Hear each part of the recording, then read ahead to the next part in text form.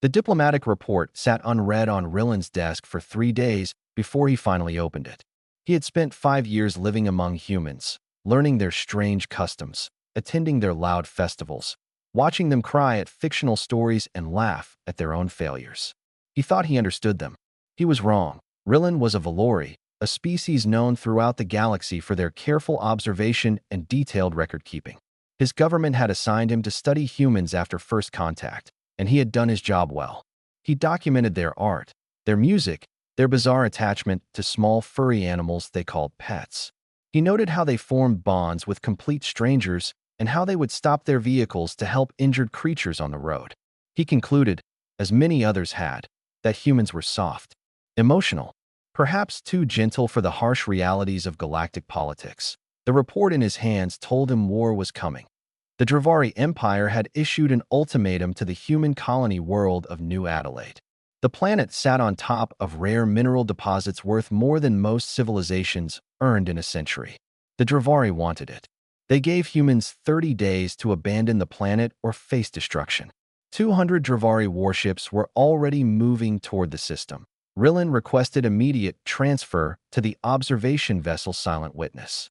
The Galactic Council always sent neutral observers to document conflicts, and Rillen wanted to see how humans handled defeat. He expected negotiations, perhaps some token resistance, then surrender. The Dravari had crushed dozens of species. What could humans possibly do against such power?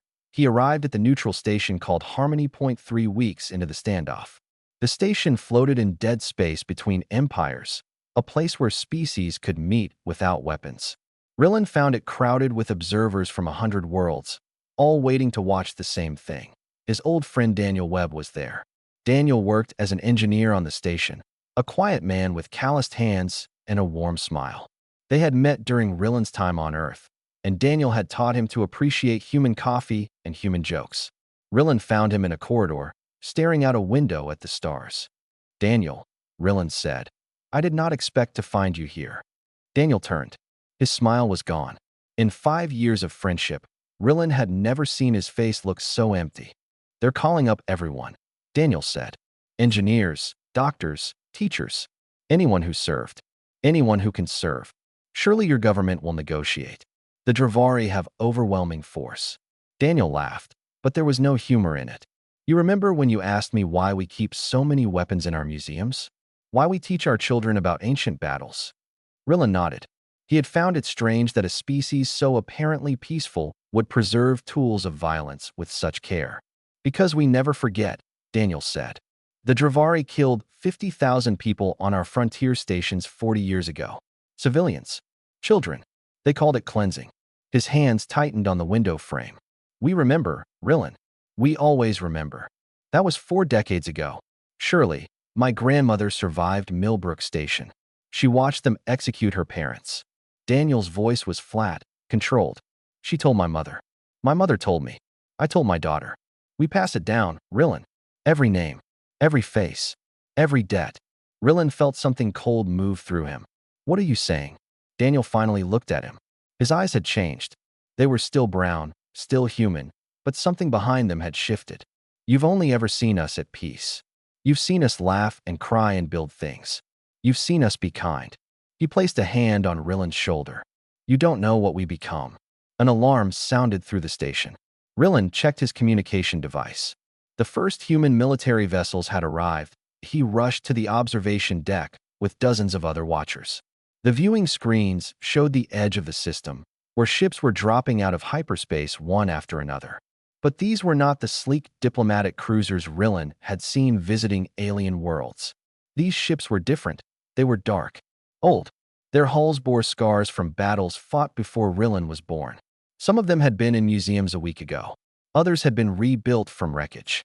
They came in every shape and size, from massive carriers to tiny fighters, and they kept coming. A Telmari observer beside Rillen checked his scanner and made a sound of confusion. "These ships have no unified command structure. They are from different nations, different governments. Some of those nations dissolved centuries ago." Rillen watched a ship pass the viewing screen. Its hull was painted with symbols he did not recognize and words in a human language he could not read. But he understood the images decorating its armor: skulls, Predators, fire. They are volunteers, he said quietly. They came because they wanted to. The Telmari looked at him.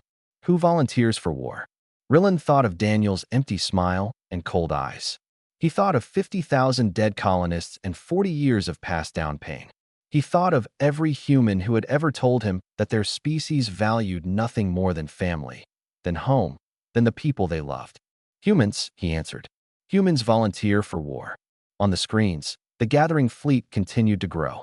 And somewhere in the distance, 200 Dravari warships moved closer to New Adelaide, still confident, still certain of victory. They had no idea what was coming. 347 human vessels now floated in formation near Harmony Point. Rillen had counted them himself, watching each new arrival with growing unease. But the numbers were not what disturbed him most. It was the silence. The observation deck had become his home over the past week. He slept in a chair, ate ration bars, and watched the human fleet through every waking hour. Other observers came and went, making notes, recording data, asking questions. Rillen simply watched. The human ships did not behave like any military force he had studied. There was no rigid formation, no constant drilling, no displays of power. Instead, the vessels drifted in loose clusters. Lights flickered in their windows. Music played across open communication channels. Rillen had intercepted dozens of transmissions that had nothing to do with war. Jokes, songs, arguments about sports, and long conversations about families left behind. That a Corvani analyst approached him one evening, her 4 eyes blinking with confusion. I have studied their fleet composition for 6 days, she said. I cannot understand their strategy. Half these ships are not even military.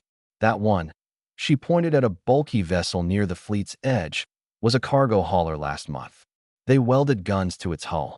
Humans improvise, Rillen said. Improvisation is not strategy. The Dravari have 200 purpose-built warships with trained crews. These humans have garbage. Rillen thought about that word. Garbage. The Dravari commander had used it too, in a broadcast 3 days ago. He had appeared on all frequencies, his scaled face twisted with amusement, and called the human fleet garbage collectors playing at war. He promised that the battle would last less than an hour. The human response had come from Admiral Patricia Okonjo, a small woman with gray hair and steady hands. She had not shouted or threatened. She had simply looked into the camera and said 6 words. We remember what you did. Then she ended the transmission. Rillen had researched those words. He spent an entire night reading about the frontier massacres, the Dravari raids that had slaughtered human colonists 40 years ago. He found names, dates, locations. He found survivor testimonies and memorial lists and songs that humans had written about the dead. He found that every year, on the anniversary of the worst attack, humans across their space stopped whatever they were doing and stood in silence for 1 minute. 40 years. They had been waiting 40 years. He shared his findings with Daniel when the engineer visited him the next day.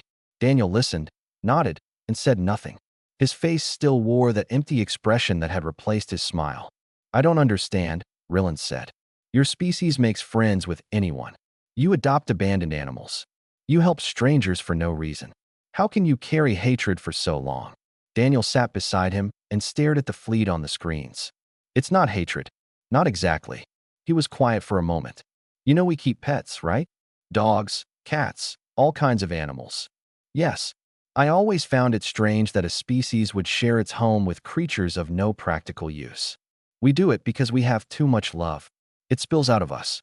We can't contain it. Daniel's voice was soft. We feel everything too much, Rillen. When we love completely. When we lose something we love, we grieve forever. And when something hurts what we love, he did not finish the sentence. Rillen looked at the fleet again. He noticed something he had missed before. The cargo hauler with the welded guns had a name painted on its side. It was called Remember Millbrook. Another ship was called Sarah's Promise. Another was For the Children. They had named their ships after the dead. You're not fighting for territory, Rillen said slowly. You're not fighting for resources or power. No, you're fighting because they hurt you. And you've been waiting, growing stronger, preparing for the day you could hurt them back. Daniel stood. His shadow fell across Rillen like a dark cloud. We didn't want this war. We never want war. But they came for us, and they didn't stop when we asked them to, and they laughed when we buried our dead. He walked toward the door. Now they'll learn what humans do when asking and begging and crying don't work. He left without saying goodbye. Rillen turned back to the screens. The human fleet had begun to move. Not toward the Dravari, not yet, but into new positions. Spreading out, preparing, and that was when he noticed the faces. Through long-range sensors, he could see into the bridges and corridors of human ships. He saw crews working at their stations, pilots checking their instruments, soldiers cleaning their weapons. And every single one of them had the same expression. Not fear, not excitement, not anger, nothing. Their faces were blank, empty, like masks made of flesh and bone. They moved with perfect efficiency, spoke only when necessary, and never smiled, never frowned, never showed any emotion at all. Rillen had seen this before. In predators, in hunting animals that had spotted prey and were waiting, perfectly still, perfectly patient, for the moment to strike. For the first time since the standoff began, Rillen felt genuine fear. Not for himself, not for the Dravari, for the galaxy that did not yet understand what it was watching. The humans had stopped being human. They had become something older, something their ancestors had been. Long ago, when survival meant killing anything that threatened the tribe, the beast was waking up. The Corvin Passage was a narrow corridor of stable space, the only safe route to New Adelaide. Any fleet wanting to reach the planet had to pass through it. The Dravari knew this. They moved their 200 warships into the passage with confidence, their formation perfect, their weapons charged. They never saw the traps. Rillen watched from the observation deck as the first Dravari cruiser exploded. One moment it was gliding forward. The next, a hidden mine tore through its hull and split it in half. Then another ship died. And another. Explosions bloomed like flowers across the Dravari formation. The Corvani analyst beside him dropped her data tablet. That's impossible.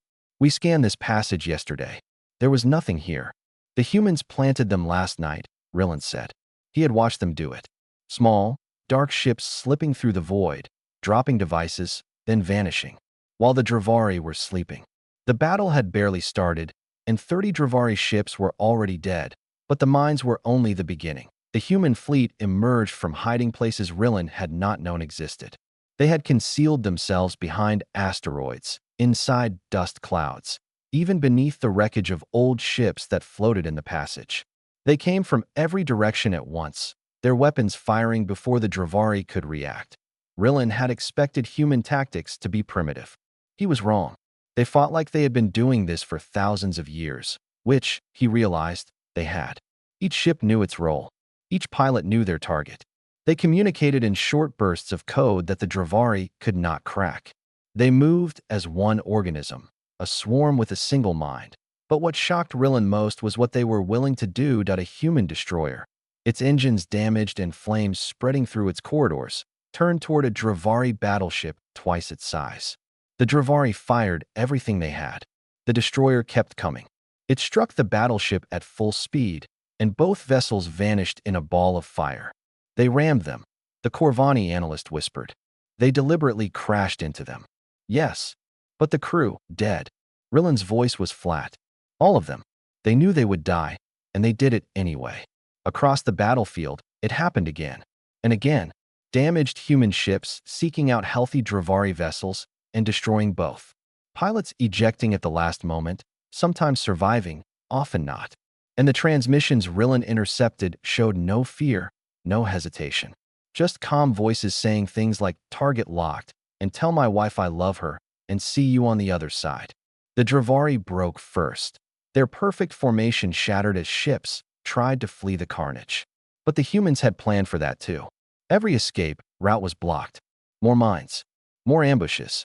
The passage had become a killing ground, and the Dravari were trapped inside. By the third hour, they had lost over 100 ships.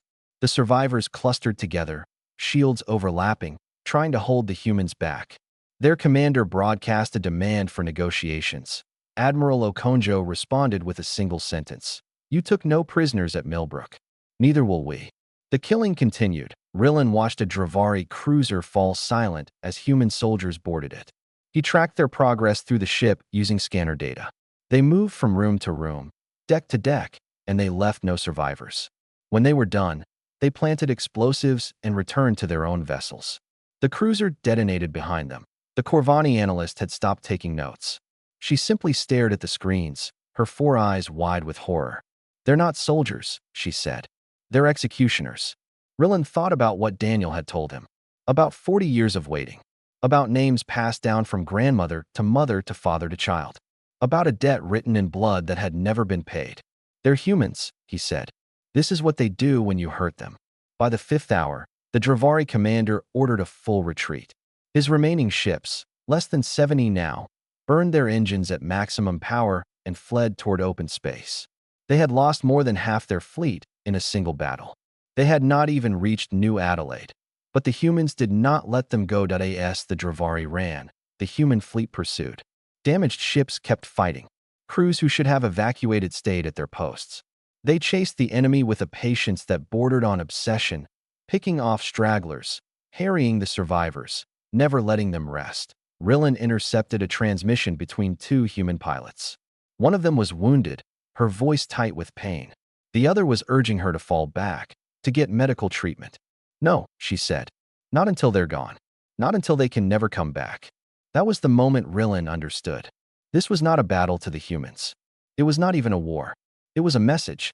A lesson written in fire and blood for every species in the galaxy to see that if you hurt us, we will follow you to the edge of the universe.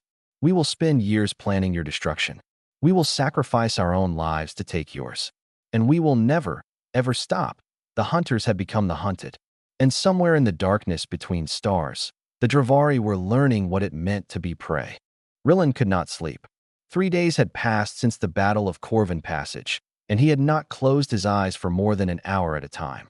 Every time he tried, he saw the same images, ships ramming each other, explosions blooming in silence, calm voices saying goodbye to loved ones they would never see again. He sat alone in his quarters, surrounded by files and recordings. He had spent the lull in fighting, reviewing his years among humans, searching for clues he had missed. There had to be something, some sign of what they truly were beneath their gentle surface. He found nothing.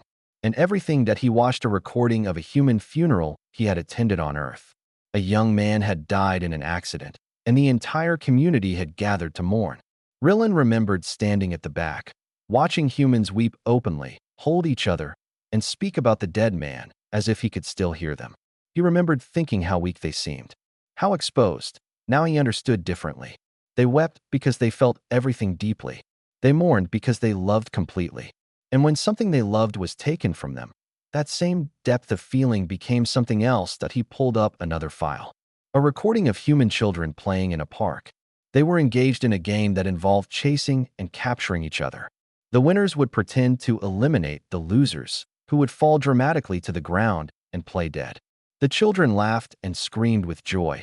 Rillin had filmed this himself, finding it amusing at the time. Now he saw it for what it was, training. Humans taught their young to hunt and to fight from the moment they could walk. They disguised it as play, but the lessons were real. Chase, capture, kill. Another file, human history. He had read about their wars before, of course. Every diplomat did. But now he read with different eyes. He counted the conflicts, the conquests, the rebellions, the genocides. Humans had been killing each other for as long as they had existed, sometimes for resources, sometimes for ideology, sometimes for no reason at all. And yet they had also built civilizations, created art, explored the stars. How could a species be both things at once? A knock at his door interrupted his thoughts. Daniel entered without waiting for permission. He looked better than he had before the battle. Some color had returned to his face, but his eyes were still wrong. "You haven't been eating," Daniel said. "I've been trying to understand." Daniel sat across from him. "Understand what?" "You." Rillin gestured at the files scattered around the room. "All of this. How you can be so kind and so terrible. How you can weep at funerals and laugh while killing your enemies. It doesn't make sense." Daniel was quiet for a long moment. Then he spoke, his voice soft. "You know that humans keep pets, right? Animals that live in our homes, that we feed and protect and love." "Yes. I've always found it strange." "It's not strange. It's exactly who we are." Daniel leaned forward. "We have so much inside us, Rillin. So much love, so much anger, so much everything. We feel things too strongly to contain them. So we give our love to animals and strangers and ideas. And when something threatens what we love, all that feeling turns into something else. Into violence. Into protection. Daniel shook his head. We don't fight because we enjoy killing. We fight because we can't stop ourselves from caring. The same thing that makes us cry at sad stories makes us burn worlds when our children are in danger. Rillen stared at him. You're saying they're the same thing? Love and war. I'm saying they come from the same place. Daniel tapped his chest. In here, humans feel everything at full volume.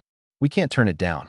We can't be moderate or reasonable or calm when something we love is at stake. We just feel, and we act on those feelings. Rillen thought about the pilot who had rammed her ship into a Dravari battleship. He thought about the mother who had sent her son a message telling him to make the enemy remember. He thought about 40 years of passed-down grief and rage. The Dravari never had a chance, he said quietly. From the moment they attacked your frontier stations, this was inevitable. They could have apologized. They could have paid reparations. They could have shown any sign that they regretted what they did. Daniel's voice hardened. Instead, they laughed. They built monuments to their victory. They called us weak. And now they're learning. Daniel stood. The council is sending reinforcements. 800 ships. The full Dravari armada. Rillen felt cold. The human fleet had been badly damaged in the first battle. Less than 200 ships remained combat capable. Against 800, they would be destroyed. You'll retreat, he said. You have to retreat. Daniel smiled. It was the first time Rillen had seen him smile since the war began. But it was not a warm expression. It was the smile of a predator that had spotted prey. We're not retreating. We're advancing.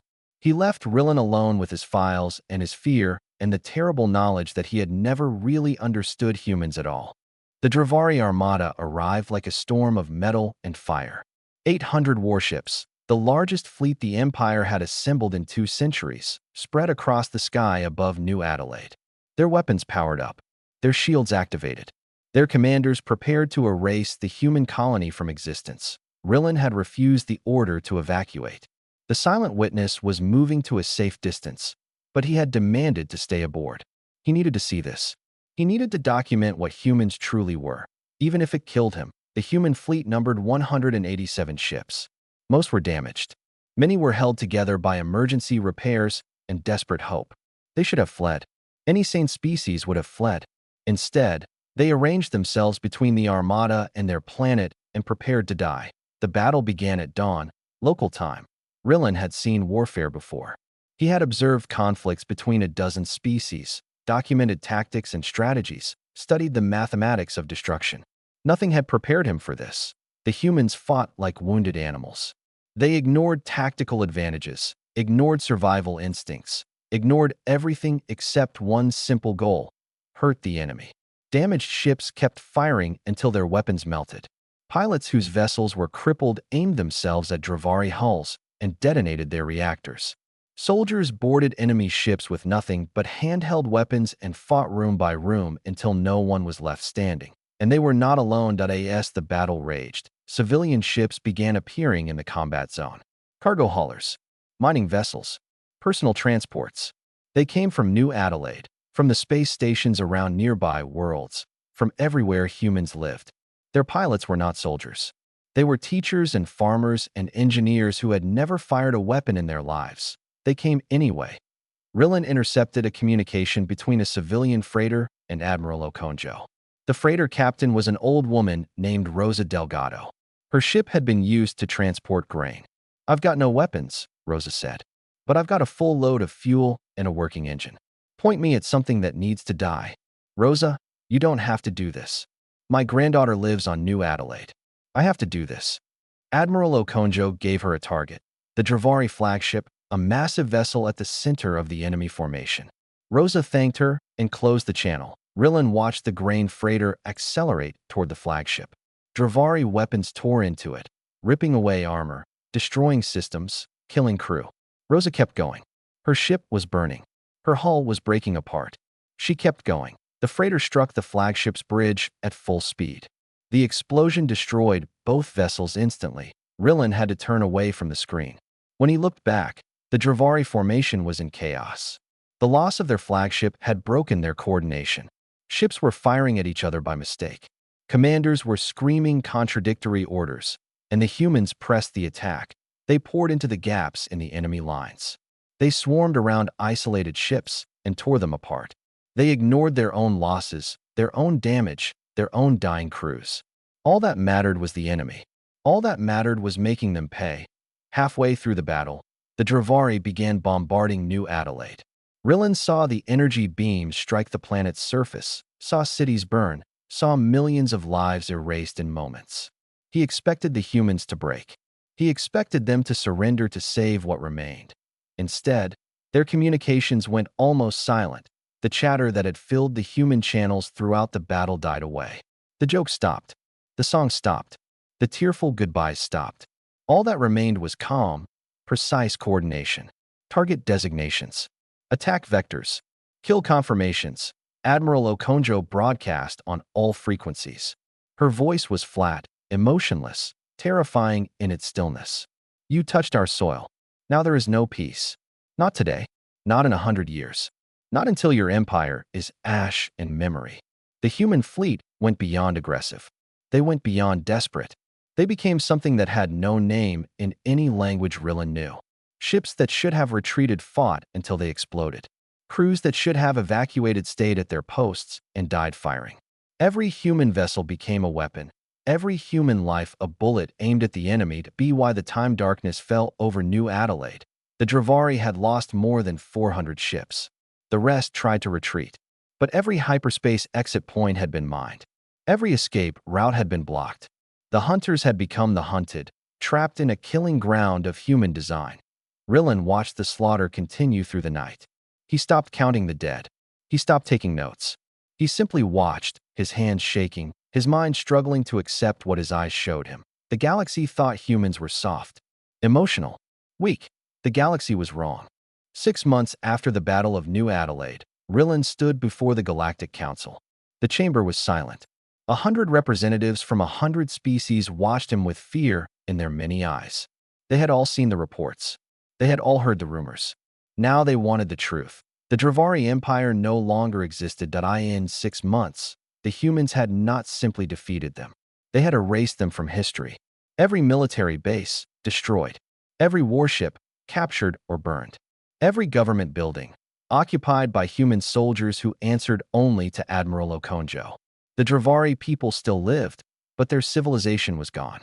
They were now a protectorate under human supervision, forbidden from building weapons, forbidden from traveling beyond their own system, forbidden from forgetting. Rillan showed the council footage. Humans celebrating after the war ended. The same beings who had shown no mercy in battle were now weeping with joy, embracing strangers, dancing in the streets. They had immediately begun sending aid to Dravari civilians, food and medicine and reconstruction supplies, even as their soldiers maintained control. I don't understand, said a Telmari representative. They destroyed an empire and then helped the survivors? Why? Because humans don't hate the Dravari people, Rillan explained. They never did. They hated what the Dravari did to them. Once that debt was paid, the hatred ended. But the memory remains. He showed more footage. Human schools teaching children about the war. Human monuments listing the names of every colonist killed 40 years ago at Millbrook Station. Human ceremonies where survivors lit candles and spoke about those they had lost. They will never forget, Rillan said. That is the warning they are sending to all of us. Hurt them, and they will remember. For generations. For centuries. Forever. The council members shifted uncomfortably. The Corvani ambassador raised a tentacle. Then how do we protect ourselves from them? What defenses can we build? Rillan had expected this question. He had thought about his answer for weeks. You don't, he said. You cannot defend against humans. They are too adaptable, too patient, too willing to sacrifice themselves. Any weapon you build, they will find a way around. Any fortress you construct, they will find a way inside. They evolved on a planet that tried to kill them every day, and they survived by being more stubborn than death itself. Silence filled the chamber. Then what do we do? Rillan looked at the faces around him. He saw the same fear he had felt on the observation deck, watching human ships ram into enemy vessels, watching civilian pilots fly grain freighters into flagships, watching a species transform from gentle friends into unstoppable killers. You don't give them a reason, he said simply. In 40 years of contact, humans have never started a war. They have only finished them. They don't want to conquer. They don't want to dominate. They want to be left alone to live their strange, emotional, beautiful lives. They want to raise their children and pet their animals and cry at sad stories and build things with their hands. He paused. But if you threaten what they love, if you hurt their families, if you make them remember you as an enemy, then nothing in this galaxy will save you. They will come for you. They will find you. And they will not stop until you are a warning sign for others. The council had no more questions. Rillen submitted his resignation that evening. 2 weeks later, he boarded a transport to New Adelaide. The planet was being rebuilt. Humans swarmed over the wreckage, constructing new buildings, planting new gardens, creating something beautiful from the ashes of war. They laughed and argued and sang songs that Rillen could not understand. Daniel met him at the docking port. His smile was back. His eyes were warm again. He looked like the friend Rillen remembered from before the war, the gentle engineer who loved coffee and bad jokes and helping strangers.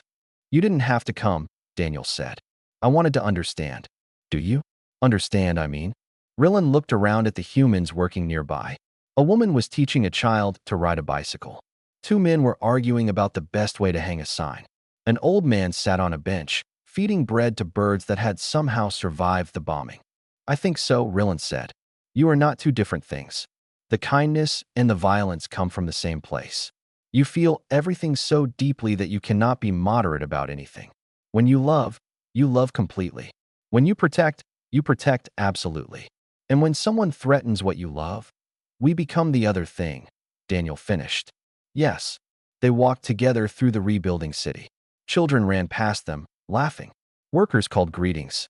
Somewhere, someone was playing music, a gentle melody that floated through the air like hope made sound. Rillen thought about the beast he had seen awakened during the war. The cold efficiency, the ruthless patience, the willingness to die for revenge. It was still there, inside every human he passed. It would always be there. But it was sleeping now, satisfied by victory, content to rest while the builders and dreamers and lovers took control again. He hoped it would sleep forever. But he knew, with terrible certainty, that it would not. Somewhere in the galaxy, someone would make a mistake. Someone would hurt what humans loved. Someone would wake the beast, and the galaxy would learn, once again, why it should fear the soft, emotional, gentle beings who came from a world called Earth. Rillen whispered to himself as he walked beside his friend. I have seen the beast that sleeps inside humanity's heart. It sleeps still. Let us all hope it never needs to wake again.